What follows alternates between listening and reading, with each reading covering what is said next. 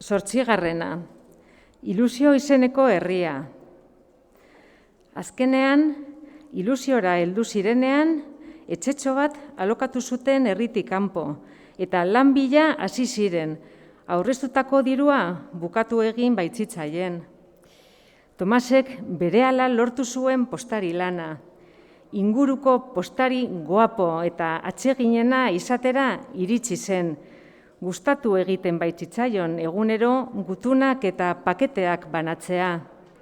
Gurditxo bati tira eginez egiten zuen lan.